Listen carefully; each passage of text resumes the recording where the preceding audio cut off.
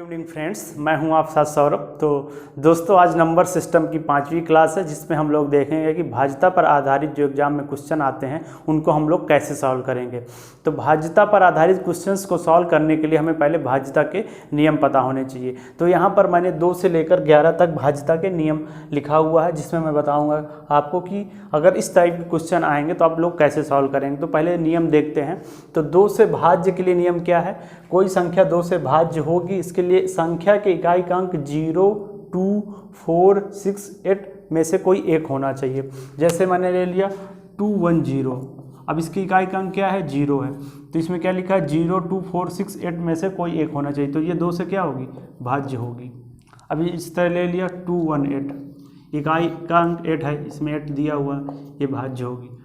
2, 4, 6 इसमें है, ये भाज्य होगी। तो 2 से भाज्यता का नियम क्या हो गया कि उस संख्या के इकाई का अंक 0, 2, 4, 6, 8 में से कोई एक होना चाहिए, तो वह संख्या 2 से भाज्य होगी। ये हो गया 2 से भाज्यता का नियम।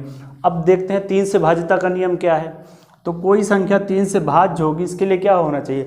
जो संख्या दी है उसके अंकों का योग 3 से डिवाइड होना चाहिए। मतलब जो संख्या दी हुई है उसके अंकों का हम लोग योग करेंगे तो वो 3 से डिवाइड होना चाहिए, तो वह संख्या 3 से भाज्य होगी। अब जैसे मान लिया 216 ले लिया मैंने, अब 216 ले लिया। अब इस संख्या के अंकों का हम लोग योग करेंगे, तो योग क्या आएगा? 21 + 6 कितना हुआ? 9। अब इसको 3 से डिवाइड करेंगे, ये 3 से डिवाइड हो गया। इसका मतलब 216 3 से डिवाइड होगी। तो 3 से डिवाइड का नियम क्या हो गया? यदि कोई संख्या दी है उसके संख्या के अंकों का जो योग है वो 3 से डिवाइड होना चाहिए, तो वह संख्या 3 से डिवाइड होगी। ये हो गया 3 से भाज्यता का नियम। अब देखते हैं 4 से भाज्यता का नियम क्या है। तो 4 से भाज्यता का नियम क्या दिया हुआ है? संख्या के दहाई और इकाई से बनी संख्या 4 से भाज्य होना चाहिए। मान लीजिए कोई संख्या दी हुई है 216 ही ले लीजिए, तो इसमें क्या कह रहा है? संख्या के दहाई और इकाई से बनी संख्या 4 से डिवाइड होनी चाहिए। तो दहाई हो गया 1, इकाई हो गया 6, तो बना क्या संख्या? 6। अब ये 4 से इसको डिवाइड करें, 4 से डिवाइड हो रही है, इसका मतलब 216 4 से डिवाइड हो जाएगी। तो 4 से डिवाइड का नियम क्या है? संख्या के दहाई और इकाई से बनी संख्या 4 से विभाजित होनी चाहिए, तो वह संख्या 4 से विभाजित होगी। अब देखते हैं नेक्स्ट।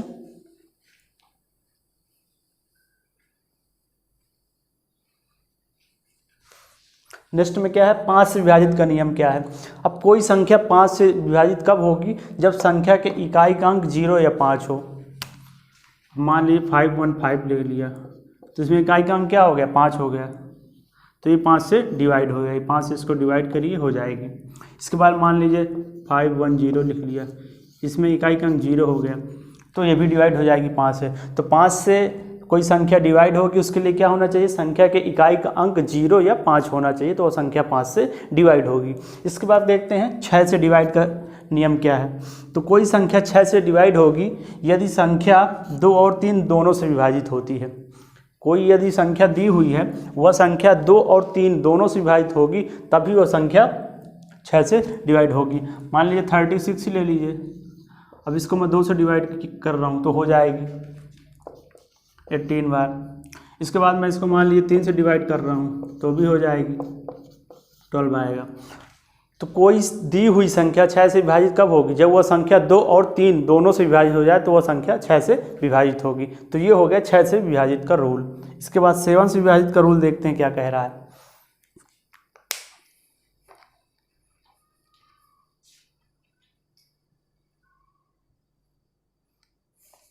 अब 7 से विभाजित होगी कोई संख्या, उसके लिए क्या कह रहा है? उसके लिए कह रहा है यदि संख्या के इकाई का दुगुना इकाई का अंक छोड़ने पर बनी संख्या से घटाने पर 7 से भाज्य हो। इसको समझिए अच्छे से, क्या कह रहा है? यदि संख्या के इकाई का दुगुना इकाई का अंक छोड़ने पर बनी संख्या में से घटाने पर 7 से भाज्य हो। इसका मतलब एग्जाम्पल मैं आपको समझाता हूँ। मान लीजिए 3, 4, 3 दे रखा है। अब इसमें स्टेटमेंट सुनिए क्या कह रहा है। संख्या के इकाई का अंक का दुगुना कर दीजिए, इकाई का अंक क्या है? 3, इसका 6 कर लीजिए। फिर क्या कह रहा है? इकाई का अंक छोड़ने पर बनी संख्या, इकाई का अंक छोड़ दीजिए, अब इसको छोड़ दीजिए, इसको मैंने छोड़ दिया। अब इसको छोड़ने के बाद क्या संख्या बनी? 34 बनी। 34 बन गई। अब 34 में से घटाने पर, 34 में से 6 को घटाने पर, मतलब इकाई जो हमने दुगुना किया था उसको घटाने पर अगर वो जो 7 से विभाजित होगी तो इसमें कितना आएगा, 28 आया। अब ये 7 से अगर विभाजित होगी तो वह संख्या 7 से विभाजित होगी, तो ये 7 से विभाजित हो रही है, इसका मतलब 343 7 से विभाजित होगा। तो अब समझ लीजिए इसको कैसे है, इकाई का अंक दुगुना कर देंगे जो कि 6 आया, इसके बाद इकाई के अंक को छोड़ देंगे, इकाई के अंक को मैंने छोड़ा तो संख्या क्या बनी 34। अब 34 जो संख्या बनी उसमें से हम जो इकाई का अंक दुगुना किए हैं उसको घटाएंगे, 34 माइनस 6 किया, आया 28। अब 28 को मैं 7 से डिवाइड करूँगा, अगर ये संख्या 7 से डिवाइड हो रही है तो ये डिवाइड हो रही है, अगर ये डिवाइड होगा इसका मतलब ये 343 जो संख्या है वो 7 से डिवाइड होगी, तो ये 7 से डिवाइड का रूल हो गया। अब देखते हैं नेक्स्ट क्या कह रहा है।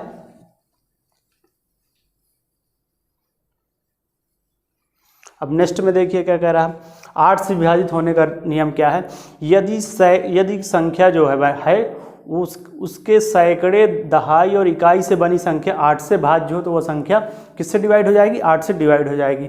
मैंने मान लीजिए ले लिया कितना, मान लीजिए 8 से विभाजित के लिए ले लिया मैंने 576। अब इसके सैकड़े, इकाई और दहाई से बनी संख्या क्या है, 8 से विभाजित हो गई, मान लीजिए 4 और ले लिया, अभी हो गई 4 अंकों की संख्या। तो इसमें क्या कह रहा है, यदि सैकड़े, दहाई और इकाई से बनी संख्या 8 से भाज्य हो, सैकड़ा ये हो गया, दहाई ये हो गया, इकाई ये हो गया, अगर ये 576 ये बनी संख्या अगर ये 8 से डिवाइड होती है तो वो संख्या, पूरी संख्या 8 से डिवाइड हो जाएगी, तो यह 8 से डिवाइड हो रही है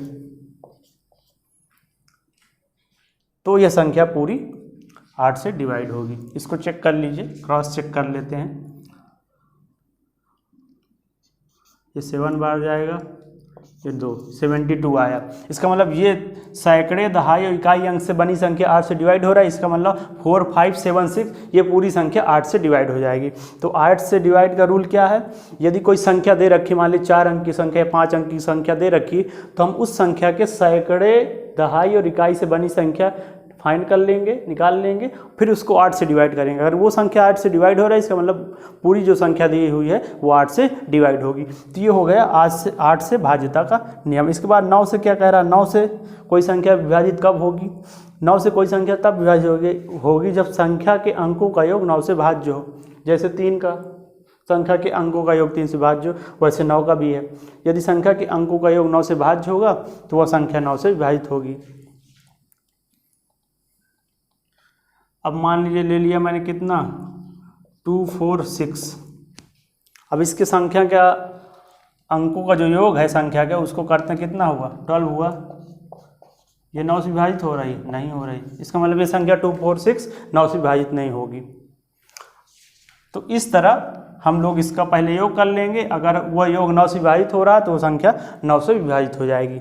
ठीक है, ये हो गया 9 से विभाजित का रूल।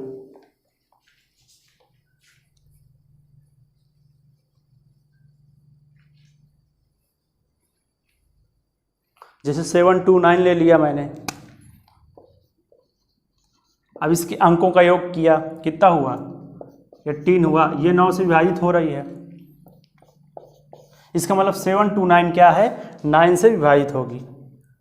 तो यदि संख्या के अंकों का योग 9 से विभाजित हो रहा है तो पूरी संख्या 9 से विभाजित होगी। यह 9 से डिवाइड होने का रूल हो गया, जो कि 3 के समान है। जैसे 3 का हमने रूल देखा, वो भी यह है कि अंकों का योग 3 से विभाजित हो, तो ये हो गया 9 से विभाजित होने का रूल। इसके बाद देखते हैं 10 से विभाजित। 10 से विभाजित होने वाला है तो सबसे आसान है, उसको तो आप सबको पता ही होगा। उसमें क्या कह रहा है कि यदि संख्या के इकाई का अंक 0 हो, कोई भी संख्या 540, 270, 290, ये सारी 10 से डिवाइड होंगी।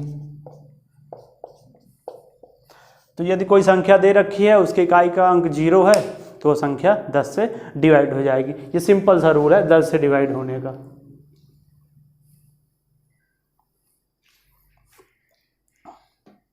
अब इसमें क्या कह रहा है 11 से विभाजित होने का रूल देखिए, ये थोड़ा समझने लायक है। इसमें कह रहा है कोई संख्या 11 से विभाजित होगी यदि संख्या के सम तथा विषम स्थानों के अंकों के योगों का अंतर या तो 0 हो या 11 का कोई गुणज हो। अब इसको मैं आपको एक एग्जाम्पल के माध्यम से समझाता हूँ। जैसे दे दिया कोई संख्या 1361052।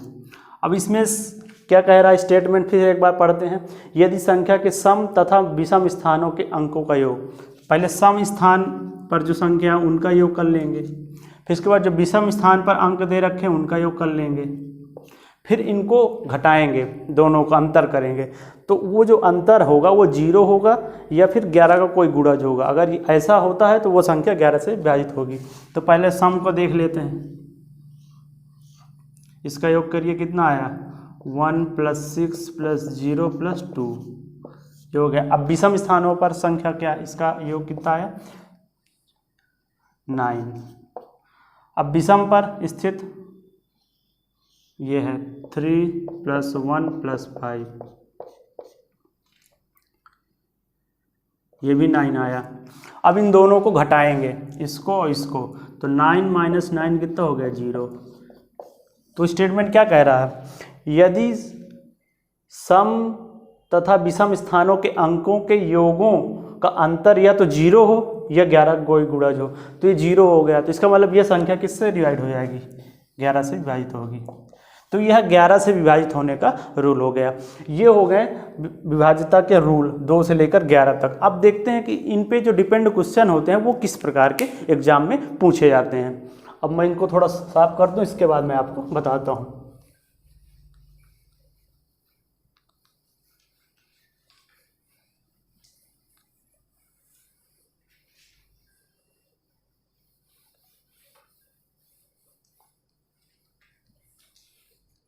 अब जैसे कोई क्वेश्चन है, ये दे दिया 17 और यहाँ पे खाली स्थान, ये कोई 4 अंकों की एक संख्या बना दी, यहाँ पर हमको उस अंक फाइंड करना। इसमें क्या कह रहा है, यदि यह संख्या 3 से भाज्य हो, 3 से भाज्य हो तो इस अंक का वैल्यू फाइंड करना है हमें। ये यहाँ पे अंक कौन सा आएगा, तो 3 से भाज्यता का रूल क्या मैंने बताया, जो संख्या दी हुई है उसके अंकों का योग 3 से भाज्य होना चाहिए, ये 3 से भाज्यता का रूल है। तो यहाँ पे 6 7 लिख दिया, यहाँ पे खाली स्थान डैश +3। अब इसको हम जोड़ते हैं तो कितना आया 11 प्लस खाली स्थान यहाँ पे। अब ये जो संख्या बनेगी वो क्या होगी, यहाँ पे जो संख्या बनेगी वो 3 से भाज्य होगी। तो यहाँ पर मैं क्या लिख दूँ, ऐसी कोई संख्या लिख दूँ जो 3 से भाज्य हो जाए। तो अगर मैं 0 लिखता हूँ यहाँ पे तो 11/3 आता है, जो कि भाज्य नहीं हो रहा। अगर 1 लिखता हूँ यहाँ पे तो 11 + 1 12/3, ये भाज्य हो गई। तो हमने संख्या फाइंड कर ली, तो यहाँ पे क्या आएगा 1 आएगा। तो ये संख्या बनेगी, यह वह संख्या होगी जो 3 से भाज्य होगी। इस टाइप के क्वेश्चन एग्जाम में आपसे पूछे जाएंगे। इस तरह आपको एक कोई संख्या दे देगा, उसमें एक खाली स्थान दे देगा, फिर आपसे अंक पूछेगा। तो आपको अगर भाज्यता के नियम पता होंगे तो आप लोग आसानी से ऐसे क्वेश्चन सॉल्व कर लेंगे। अब एक एग्जाम्पल और देख लेते हैं।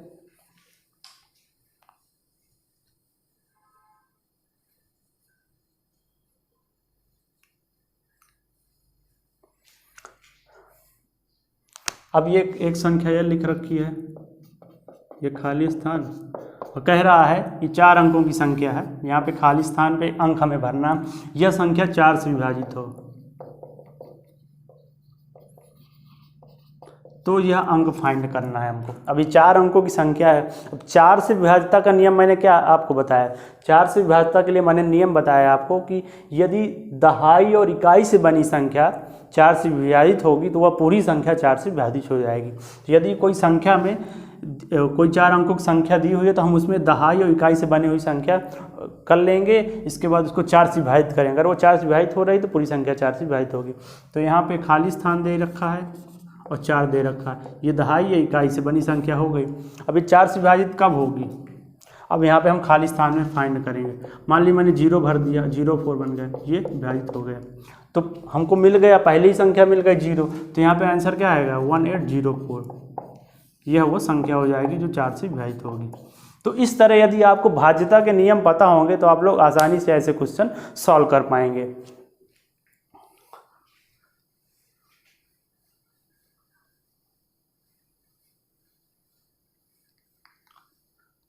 अब एक क्वेश्चन और मैं देख लेता हूँ। अब इसमें दिया है 3, 4 खाली स्थान और 7। अब बोल रहा है ये संख्या 11 से विभाजित है, तो इसमें हमको अंक फाइंड करना है। यहाँ पे खाली स्थान पे कौन सा अंक आएगा। तो क्या मैंने बताया था आपको 11 से भाजिता का नियम क्या है, सम स्थान पर पहले जो अंक है उनका योग कर लेंगे। तो 3 प्लस यहाँ पे डैश है खाली स्थान, इसका योग कर लेंगे। इसके बाद हम लोग विषम स्थानों पर अंक जो है उनका योग कर लेंगे। तो 4 प्लस, पहले ये विषम हो गया, इसके बाद सम हो गया, 4 प्लस 7 ये हो गया 11। ये सम स्थानों पर अंकों का योग हो गया, ये विषम स्थानों पर अंकों, ये 11 आ गया।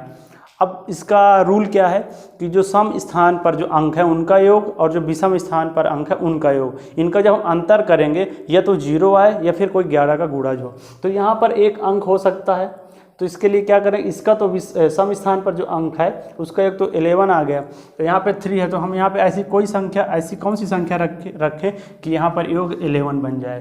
तो यहाँ पर मैं क्या रख दूंगा, अगर 8 रख दूँ तो क्या हो गया 11 बन गया। अब इनका मैं अंतर करूँगा तो क्या हो गया 11 माइनस 11 इक्वल टू 0। तो यहाँ पर क्या हो गया, इनका जो योग किया मैंने, उसका जो फिर डिफरेंस किया वो 0 आया। इसका मतलब यहाँ पर क्या आएगा 8 आया, यहाँ पर हम 8 रख देंगे तो वह संख्या 11 से विभाजित हो जाएगी। तो इस तरह विभाज्यता पे जो डिपेंड होते हैं क्वेश्चन, वो एग्जाम पर इस टाइप से आपसे पूछे जाएंगे। तो आई होप आप लोग को भाज्यता के रूल समझ में आ गए होंगे, जो मैंने आपको 2 से 11 तक बताया। तो अगर आपको ये वीडियो पसंद आया तो लाइक कीजिए और अपने दोस्तों को भी शेयर कीजिए और हमारे चैनल को सब्सक्राइब जरूर कीजिए। तो ठीक है दोस्तों, मिलते हैं नेक्स्ट वीडियो में एक नए टॉपिक के साथ। तब तक के लिए धन्यवाद।